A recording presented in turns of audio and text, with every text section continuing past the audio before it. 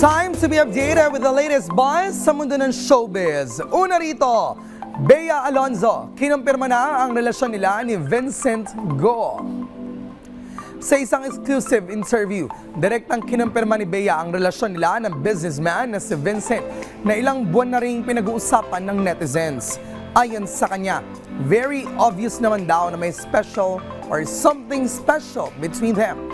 Dagdag pa niya, masaya raw sila at yan lang ang pwede niyang i-share sa ngayon. Sa kabila ng kumpirmasyon, sinabi na aktres na gusto niya pa ring manatiling pribado ang kanyang love life. Ayaw daw niyang masira ang kung ano meron sila dahil sa komento ng ibang tao.